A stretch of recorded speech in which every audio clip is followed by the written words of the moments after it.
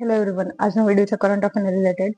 તો current અફેરને related એક comment આવતી હોય કે પહેલા તો કેટલા મંથનું કરવું કઈ એક્ઝામ માટે, મતલબ અંદાજે લાસ્ટ કેટલા મંથનું કરવું, અને એક એવું હોય કે કયા પબ્લિકેશનનું કરવું, એમ કોઈ એકેડમીનું કરવું કે પછી કોઈ વિડીયો લેક્ચર જોવા કે પછી ડેઈલી રીડિંગ કરવું કે કઈ રીતે રીડિંગ કરવું એમ.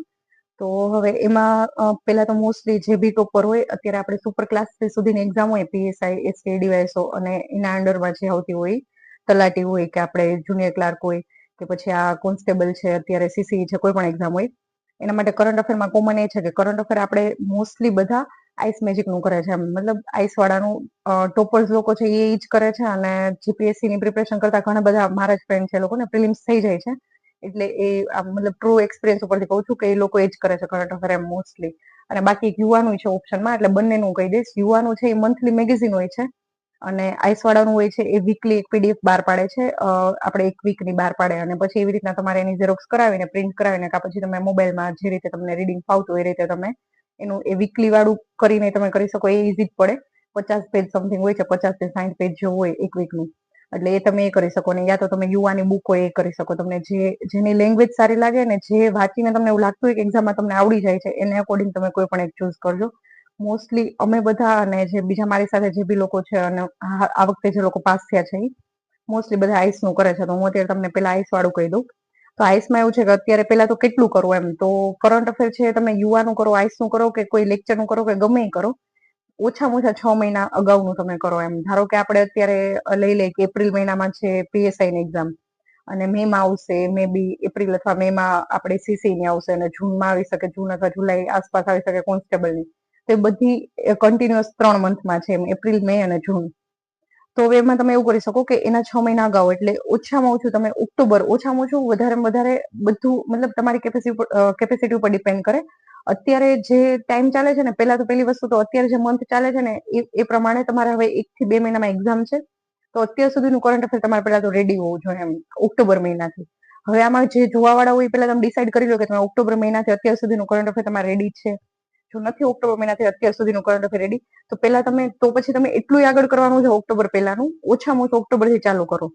હવે ઓક્ટોબર માટે જે આઈસ મેજિકની જે આઈસ મેજિક વીક 40 એ જે છે એ 10મા મહિનાથી ચાલુ થાય છે. તો આપણે 40-41 થી ચાલુ કરીને અત્યાર સુધીમાં જે લાસ્ટ અત્યારે જે વીક ચાલે છે, વીક 7, કંઈક 56 કે 54 કમ્પ્લીટ થઈ જાય છે ત્યાં સુધીનું. એટલે 40 થી 52 સુધીના એ વાળું પીડીએફ બધી કરી નાખો, અને બીજી 1 થી લઈને અત્યારે 7 સુધીની છે. અત્યારે ટોટલ આટલા છે, તો આની તમે ઝેરોક્સ કરાવી નાખો. હવે ઝેરોક્સ એ રીતે કરો, ધારો કે 10મા મહિનાનું કરંટ અફેર 4 વીકની પીડીએફ માંથી થાય છે ઓક્ટોબરનું, તો એ 4ની પીડીએફ ની ઝેરોક્સ એક સાથે કરીને એની પિન કરાવી નાખો, મતલબ એને સ્પાઇરલ કા પિનઅપ કરાવી નાખો. હવે ઈ વાળાને તમે સન્ડેના તમે રીડિંગ માટે બેસો. હવે જ્યારે રીડિંગ માટે બેસો ત્યારે જે વીકલી પીડીએફ છે, એક વીકનું તો તમે કમ્પ્લીટ કરી જ નાખો એમ. નેક્સ્ટ વીક કરવા માટે જ્યારે પણ બેસો છો ત્યારે એક વીકનું આખે આખું વાંચો, કેમ કે નહીતર એવું થશે કે તમે કરંટ અફેર વાંચવાનું ચાલુ કર્યું, રીડ કરવાનું ચાલુ કર્યું, હજી તમને બધું યાદ રહે છે, સમજાય છે, ત્યાં તમને એમ થાય કે હવે મને અડધી કલાક થઈ ગઈ કે 1 કલાક થઈ ગઈ, તો પૂરું નથી થતું, તો હું કંઈક બીજો સબ્જેક્ટ લઈ લઉં. તો એવું કરવામાં રહેશો તો એક પછી એક બધું ચેન્જ થતું રહેશે, અને તમને ખબર નહીં પડે કે તમે શું વાંચો છો એમ. એના કરતાં બેટર કે તમે જ્યારે જે વસ્તુ ચાલુ કરો ને એને થોડુંક ઝાઝો ટાઈમ આપીને થોડુંક એક્સ્ટ્રા પૂરું કરો, પછી તમે એનાથી આગળ જાઓ એમ. તો એવી રીતે તમે આઈસ વાળાનું જ્યારે આજે વીકલી પીડીએફ ચાલુ કરો, ત્યારે એક પીડીએફ જ્યારે ખોલીને બેસો ત્યારે એ આખી મોબાઈલમાંથી કરતા હોય, લેપટોપમાંથી કરતા હોય, એ આખી પૂરી કરો. ઝેરોક્સ કરાવીને બેસો તો તમે એક વીકનું તો આખે આખું કમ્પ્લીટ કરી જ નાખો એમ. એટલે પછી કેવું થશે, હવે તમે 3-4 દિવસ પછી પાછું તમે બીજું વીક નેક્સ્ટ ચાલુ કરો છો, બીજા વીકનું વીકલી પીડીએફ ચાલુ કરો છો, તો ત્યારે તમે આગલા વીક વાળી પીડીએફ ને એકવાર ફટાફટ ઉપરથી નીચે સુધીનું આખે આખું જોઈ નાખો એમ, કે ટોટલી એ આગલા વીકમાં શું આવ્યું હતું. એટલે કેવું કે તમારા માઇન્ડમાં એ રિકોલ થતું જશે, અને નેક્સ્ટ મંથનું નવું યાદ રહે એ પહેલા જૂનાનું રિવિઝન થઈ જશે. સેમ પછી જ્યારે તમે ત્રીજા વીકનું ચાલુ કરશો ત્યારે બીજા વીકનું રિવિઝન કરી નાખો. આનાથી એવું થશે કે કરંટ અફેરને એક સબ્જેક્ટની જેમ તમે વાંચશો તો એક્ઝામમાં આવડશે. બાકી કેવું થશે, અત્યારે જે ઘણા લોકો છે મોસ્ટલી એ લોકો છે ને કરંટ અફેર હજી નથી કર્યો, તો હવે કરંટ અફેર ચાલુ કરશે. તો હવે તમે કરંટ અફેર ચાલુ કરશો ને તો લાસ્ટ 1 મંથ બચ્યો છે, યા તો તમે એમ વિચારો કે 10-15 દી બચ્યા છે, કાં 1 મંથ બચ્યો છે ત્યારે તમે ચાલુ કરો છો. હવે 1 મંથમાં 6 મહિનાનું કરંટ અફેર પૂરું કરવા માટે તમે ડેઈલી એક પીડીએફ કરો ત્યારે માંડ પૂરું થાય એમ. હવે ડેઈલી એક પીડીએફ કરશો તો બીજો તમે ટાઈમ, મતલબ મેથ્સ છે, રાઇટિંગ છે, એ બધામાં તમે ક્યારે આપશો એમ. અને પ્લસ આ ડેઈલી કરશો તો ડેઈલીનું નવું મતલબ માઇન્ડમાં બધું મિક્સ થઈ જશે એમ. એના કરતાં બેટર કે તમે પહેલેથી ચાલુ કરો અને સન્ડે ના કરો, અને હવે નથી થયું હવે ચાલુ કરો છો એ લોકોને એ લોકો સન્ડેના સવારથી સાંજ બેસી જાઓ, સવારે એક પીડીએફ કરી નાખો, એક બપોરે કરી નાખો અને એક રાતે કરી નાખો, વચ્ચે બીજો સબ્જેક્ટ કરો, પણ આવી રીતના કન્ટિન્યુઅસ એક દિવસમાં 3 થી 4 પીડીએફ, એટલે એક સન્ડેના તમે આખા મંથનું કરંટ અફેર પતાવી નાખો છો એમ. એ રીતે તમે કરી શકો. અને નેક્સ્ટ સન્ડેના પાછા તમે ચાલુ કરો એ પહેલા વચ્ચે એકાદ દિવસ તમને ફ્રી ટાઈમ મળે તો તમે જે આ સન્ડેના જે કરંટ અફેરની 4 પીડીએફ કરી હોય, 3 થી 4 પીડીએફ, તો એનું એકવાર તમે રિવિઝન કરી નાખો એમ. એટલે મારું મેઇન કહેવાનું છે કરંટ અફેરમાં કે તમે નવું કરંટ અફેર વાંચો એ પહેલા જૂનાનું રિવિઝન થઈ ગયેલું હોવું જોઈએ, બાકી તમને ખબર નહીં પડે કે ક્યાં શું છે.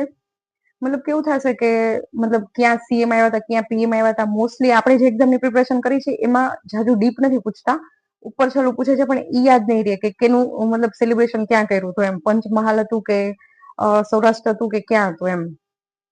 એમાં એ ટાઈપનું હોય કે કોઈક ઇવેન્ટ છે કે કોઈક ફંક્શન છે, કંઈક પોલીસના એવોર્ડ માટેનો કંઈક સન્માન સમારોહ કે સમથિંગ. આપણે અત્યારે એક્ઝામ્પલ લઈ લઈએ, આ એક્ઝામ્પલ છે, અત્યારે તો મેં કોઈ કરંટ અફેર વાંચ્યું નથી. ઈ ધારો કે બહેનો છે તાપીમાં, તો હવે તમે એને એવી રીતના યાદ રાખશો તો ઓપ્શનમાં એવી રીતના એવું હશે કે તાપી, પછી હશે નર્મદા, પછી 2 ઓપ્શન હશે, એક સૌરાષ્ટ્રનું કંઈક હશે રાજકોટ અને એક ઉત્તર ગુજરાતનું હશે પાટણ કે એવું સમથિંગ. તો 4 ઓપ્શન તમને આપ્યા છે. તો હવે તમે કરંટ અફેર કઈ રીતે વાંચો છો એ ઉપરથી તમારો આન્સર આવશે એમ. તમે એને રીડ જ એ રીતને કરો કે ધારો કે આ ઇવેન્ટ છે, આ પોલીસ વાળો ઇવેન્ટ છે, એ તાપીમાં બન્યો, તો તાપીમાં કેમ બન્યો છે આ વખતે, મતલબ દક્ષિણ ગુજરાતમાં કેમ બન્યો એમ. મતલબ મોસ્ટલી આપણે આ બધા એરિયામાં જ આવે છે, તો દક્ષિણ બાજુ, દક્ષિણના પટ્ટા બાજુ કેમ બન્યું હશે એમ. તો એવું તમે વિચારીને જયારે એને યાદ રાખ્યું હશે તો એક્ઝામમાં કેવું થશે કે તમે 4 ઓપ્શન જોશો તો તમને એમ યાદ આવશે કે સૌરાષ્ટ્રમાં તો નથી જ થયું, મધ્ય ગુજરાતમાં નથી થયું, ઉત્તર ગુજરાતમાં નથી થયું. તો હવે તમારી પાસે 2 ઓપ્શન બચશે, નર્મદા કે તાપી એમ. આપણે સાઉથ બાજુના 2 ઓપ્શન રહેશે એમ. આ તમે જીઓગ્રાફિકલી કઈ જગ્યાએ બન્યું છે એવી રીતે તમે યાદ રાખી શકો, સાઉથમાં, ઈસ્ટમાં, વેસ્ટમાં ક્યાં બન્યું છે એને પ્રમાણે એમ. તો થોડુંક ઇઝીલી યાદ રહે. પ્લસ તમે બધા ડેઝ છે તો હવે બધા એમ કે એ બધા દિવસો ન કરવા જોઈએ. પણ ક્યારેક એવું થયું કે સાવ સિમ્પલ દિવસનું પૂછાઈ ગયું, તમને પછી આવીને એમ થાય કે ભાઈ આ કેમ નું આવડું એમ, કે નજીકમાં જે આ 4, હવે ટોટલ 6 મહિનામાં કેટલા ડેઝ આવ્યા હોય, મોસ્ટલી તો ચલો ને એક મંથમાં કંઈક 5 આવ્યા હોય તો એ તમે 6 મતલબ 30 જેવા થાય. તો હવે ઈ 30 દિવસે સિમ્પલી તમે યાદ રાખી શકો, 30 નું યાદ રહે તો કાંઈ નહીં, પણ 10 થી 15 ટ્રાય કરો, પછી તમારા નસીબમાં હશે તો એમાંથી કંઈક પૂછાઈ ગયું તો તમને આવડી જાય.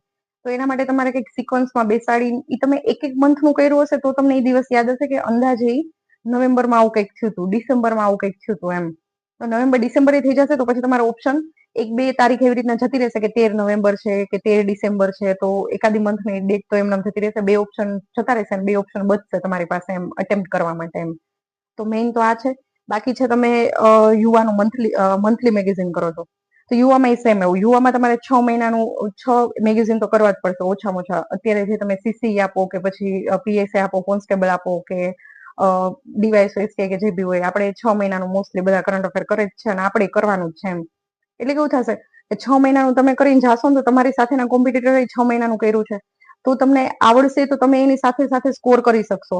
હવે તોય તમને એવું કન્ફ્યુઝન રહેતું હોય કે હું 1 મહિના અગાઉનું કરું, તો તમે 8 મહિનાનું કરશો તો મે બી તમને એટલું બધું યાદ નહીં રહે અને 6 મહિનામાંથી પૂછવાનું તોય નહીં આવડે. અને 8 મહિનાનું એ લોકો પૂછશે તો હવે એવું થશે કે બધાએ 6 મંથનું જ કર્યું છે તો પછી બીજાને નહીં આવડે આપણા બદલે એમ. આપણને નહીં આવડે, એને નહીં આવડે, તો કઈ એટલો ઇશ્યુ છે નહીં.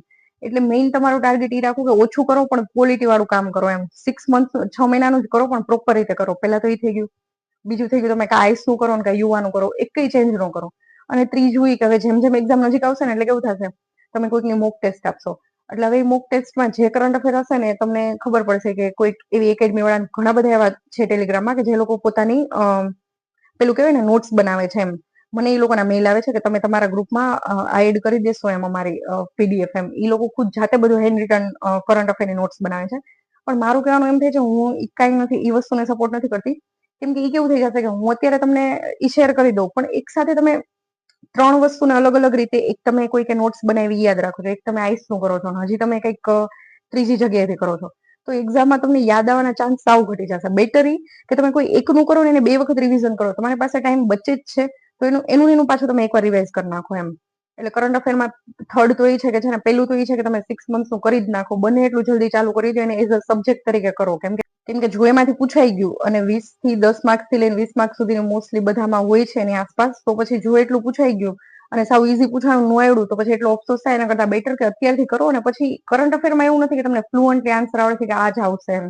તો જો નહીં કરેલું હોય ને તો બહુ કન્ફ્યુઝ થશો અને પાછું તમે ટીક કરીને આવશો, કેમ કે એવું લાગશે કે મેં તો કરંટ અફેર વાંચ્યું જ છે, ભલે તમે એટલું પ્રોપર રિવિઝન કરીને નહીં ગયા હોય અને તમે અટેમ્પ કરીને આવશો એટલે ખુદનો માર્ક્સ, એ એક પોતાનો માર્ક્સ તો જશે અને એ માઇનસમાં જશે 0.25 કે 0.33 જ્યાં જે હોય એ બધું એ માઇનસ થશે. એટલે મેઇન તો એ કે 6 મહિનાનું કરો. બીજું એ કે કોઈ એક લઈ લો, આઈસ વાળાનું લઈ લો, યા તો યુવા વાળાનું લઈ લો, ઈ જ કરો. પછી તમારી આજુબાજુ વાળો ગમે એ કરતો હોય, આ સાઈડ વાળા ગમે એ કરતા, આ સાઈડ વાળા ગમે એ કરતા, તમે જે કરો છો ને એ કન્ટિન્યુ રાખો. ત્રીજું ઈ કે કોઈની હેન્ડ રિટન નોટ્સ કે કોઈને યુટ્યુબમાં હાલતા ને ચાલતા કોઈના લેક્ચર આવી ગયા, અને ઘણા લોકો તો ડેઈલી ના કરંટ અફેરના 1 કલાકના લેક્ચર લે છે. હવે એટલી તમારા માઇન્ડની કેપેસિટી નથી. એક તો ઉપરથી આપણે જે સુપર ક્લાસ 3 ને મતલબ ક્લાસ 3 ની એક્ઝામની પ્રિપેરેશન કરી છે, એમાં તમારું માઇન્ડ એટલું હોતું જ નથી કે તમે 1 કલાકનું એકદમ ફેક્ચ્યુઅલ કરંટ અફેર તમારા માઇન્ડમાં યાદ રાખી શકો, એવી કેપેસિટી જ નથી. એટલે ઈ ચક્કરમાં તો ખોટું પડો જ નહીં, ખોટું 1 કલાક તમારી વેસ્ટ જશે. એટલે યુટ્યુબના લેક્ચરનો જો હોય કરંટ અફેરને રિલેટેડ, એ તમારે બુકમાંથી જ મતલબ ઝેરોક્સ કરાવીને જ વાંચવાનું છે, અને બને એટલી વખત રિવાઇઝ કરવાનું છે. ઈ મતલબ કહેવાય ને કે રોકડા માર્ક્સ જેવું છે એમ, જેટલું વાંચશો એટલા માર્ક્સ વધારે આવશે. તો કરંટ અફેરની જે બી 3-4 કમેન્ટ મોસ્ટલી વિડીયોમાં હોય જ છે કે કરંટ અફેર કયા મંથથી કરવું, કયું કરવું અને કેનું કરવું, એ તો એક સિમ્પલ એ તમારું ક્લિયર થઈ જાય. અને બાકી નેક્સ્ટ જે બી હોય, મને જેમ જેમ ટાઈમ મળતો જશે એમ હું નવા નવા વિડીયો એડ કરતી જઈશ. તો તમે તમારી કમેન્ટ કરી દેજો કે બીજું આને નેક્સ્ટ કયા ટોપિકને રિલેટેડ વિડીયો કરો, અને તમને કઈ કઈ ક્વેરી છે તમે કમેન્ટ કરી નાખશો તો એને તમને રિપ્લાય કરી દઈશ. Okay, thank you.